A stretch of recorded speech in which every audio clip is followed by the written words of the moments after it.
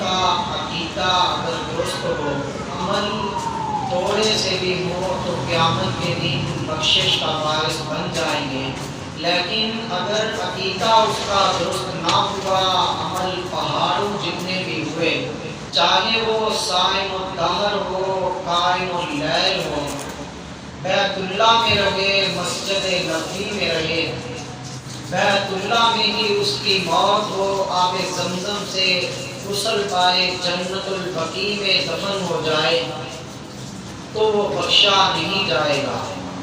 مولانا انور شاہ کشمیری رحمۃ اللہ تعالی علیہ فرمایا کرتے تھے کہ ایک آدمی کو کوڑ کی بیماری لگ جائے تو اسے اعلیٰ سے اعلیٰ غذا بھی کھلا دی جائے، بیماری بڑھتی ہی چلی جائے گی، کیونکہ اس کے جسم کو کوڑ کی بیماری لگ چکی ہے۔ عقیدے کی بھی یوں ہی مثال ہے کہ ایک آدمی کا عقیدہ درست نہیں ہے، چاہے وہ جتنا بھی حسن اخلاق والا ہو، چاہے وہ جتنا بھی لوگوں کے ساتھ اچھا برتاؤ کرے، وہ نمازیں پڑھتا رہے، روزے رکھتا رہے، سارا دن رب کی راہ کی خاطر اپنا مال خرچ کرتا رہے، اگر اس کا عقیدہ درست نہیں ہے تو کا اجر نہیں ملے گا۔ کوئی بھی درخت اپنے جڑوں کے بغیر کھڑا نہیں ہو سکتا ہے، کوئی بھی عمارت اگر اس کی بنیاد مضبوط نہ ہو تو وہ عمارت کھڑی نہیں ہو سکتی ہے۔ عقیدہ ہے کیا چیز؟ عربی میں 4 لفظ آتے ہیں، عقد، عقد، عقدۃ، عقیدۃ۔ اس کا معنی ہوتا ہے مضبوطی، کہ اگر کسی بارے میں انسان کا خیال پیدا ہو گیا اور اس جگہ پر وہ خیال آ کر ذہن میں مستحکم و مضبوط ہو گیا تو یہ عقیدہ بن جاتا ہے۔ اسی طرح ہی اگر عقیدہ غلط بن گیا، وہ خیال غلط آ گیا تو غلط عقیدہ بن جائے گا، پھر جتنے بھی عمل سرسبز و شاداب ہوں گے وہ سارے کے سارے خراب ہو کے ہی رہ جائیں گے۔ ہم دیکھتے ہیں کہ مسلمانوں کے علاوہ دنیا کے اندر کتنے مذاہب موجود ہیں، ہندو ہیں، عیسائی ہیں، سکھ ہیں، سارا دن وہ لوگ اللہ کے راستے میں خرچ کرتے رہتے ہیں، لیکن ان کا عقیدہ درست نہیں ہے، اس وجہ سے انہیں اس پر کوئی ثواب اجر نہیں ملتا۔ اس کے مقابل مسلمان ہیں جن کا عقیدہ درست ہوتا ہے، وہ تھوڑا سا بھی خرچ کرتے ہیں تو اللہ انہیں اس پر اجر دیتا ہے۔ میں نے آپ کے سامنے قرآن مجید کی آیت پیش کی ہے، الف لام میم ذالک الکتاب لا ریب فیہ۔ دوسری آیت قیل لہم لا الہ الا اللہ یستکبرون، کہ ہم نے اکثر سنا ہوگا کہ قرآن لا ریب کتاب ہے۔ لا ریب کا مطلب کہ اس کتاب میں کوئی شک و شبہ کی گنجائش نہیں ہے۔ یہاں پر 3 لفظ ہیں ان آیات کے اندر جو تلاوت کی گئی ہے۔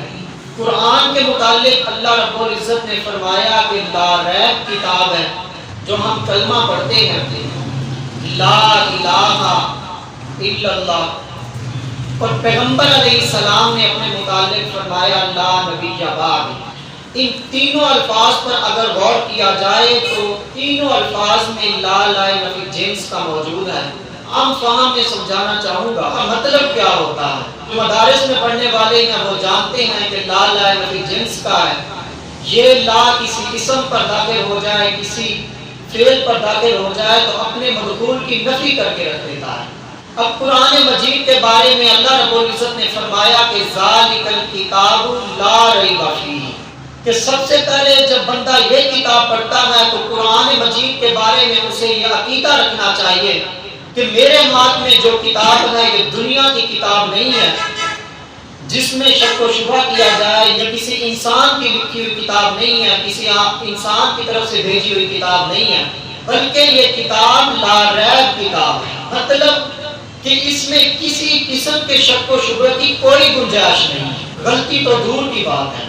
کہ ذالک الکتاب لا ریب فیہ، یہ ایسی کتاب ہے جس میں شک و شبہ کی کوئی گنجائش نہیں ہے، نہ شک دینے والے کی طرف سے ہے، نہ لے کے آنے والے کی طرف سے ہے، نہ جس پر یہ کتاب نازل کی گئی ہے اس کی طرف سے، پھر یہ کتاب جن ہاتھوں نے لکھی ہے اس کی طرف سے، پھر نہ کسی جگہ پر، نہ کسی مکان میں، نہ کسی زمانے میں، نہ کسی ملک میں بلکہ یہ لا ریب کتاب ہے، اس میں شک کی کوئی گنجائش نہیں ہے، کسی حرف میں ہے، نہ زبر میں ہے، نہ زیر میں ہے، نہ پیش میں ہے، بالکل شک کی یہاں پر نفی کی گئی ہے۔ تو یہ مطلب بنے گا کہ قرآن لا ریب کتاب ہے۔ پھر جب یہی لا الہ پر آیا تو لا نے اپنے مدخول کی نفی کر کے رکھ دیا۔ کیا مطلب بنے گا؟ لا الہ کوئی معبود نہیں ہے، لا الہ کوئی مسجود نہیں ہے، لا الہ کوئی حل المشکلات نہیں ہے، لا الہ کوئی بیٹے دینے والا نہیں ہے، کوئی بیٹیاں دینے والا نہیں ہے، کوئی عزتیں دینے والا نہیں ہے، کوئی ذلتیں دینے والا نہیں ہے، کوئی بادشاہت دینے والا نہیں ہے، کوئی بادشاہت چھیننے والا نہیں ہے۔ قرآن کی متعدد آیات ان پر گواہ ہے، جیسے قل اللہم مالک الملک تؤتی الملک من تشاء وتنزع الملک ممن تشاء وتعز من تشاء وتذل من تشاء بیدک الخیر انک علی کل شیء قدیر۔ ہر کچھ اسی کے قبضے میں ہے۔ یہ لا الہ کا مفہوم بنے گا۔ ایک طرف آ گیا لا ریب فی، دوسری طرف لا الہ الا اللہ۔ لیکن پیغمبر علیہ السلام خاتم النبیین پیغمبر ہیں، انہوں نے اپنے متعلق فرمایا لا نبی بعدی۔ یہاں پر تیسرے عقیدے کے متعلق بتایا جا رہا ہے کہ یہاں پر بھی لا اپنے مدخول کی نفی کر کے رکھ دے گا۔ پیغمبر نے فرمایا کہ میرے بعد کوئی نبی نہیں ہے، مطلب میں آخری نبی ہوں، انا خاتم النبیین لا نبی بعدی، مجھ پر نبوت ختم ہے، میں آخری پیغمبر ہوں، میرے بعد کسی کو نبوت نہیں ملنی، نہ کسی زمانے میں، نہ کسی وقت میں، نہ کسی لمحے میں، نہ کسی جگہ پر، نہ کسی ملک میں، نہ میرے بعد کوئی ذلی نبی ہوگا، نہ بروزی ہوگا، کوئی نبی نہیں ہے۔ لا نبی بعدی، لا ریب فیہ، کہ قرآن لا ریب کتاب ہے، اس میں کسی قسم کا شک نہیں ہے۔ اگر بندہ اس میں شک کرے گا دائرہ اسلام سے نکل جائے گا۔ اسی طرح رب نے اپنے متعلق فرمایا لا الہ الا اللہ، میں ہی الہ ہوں، میرے سوا کوئی الہ نہیں ہے۔ اگر اس میں کسی کو شک ہوا تو وہ آدمی دائرہ اسلام سے نکل جائے گا۔ اسی طرح ہی پیغمبر علیہ السلام نے یہ فرما دیا ہے لا نبی بعدی، میرے بعد کوئی پیغمبر نہیں ہے۔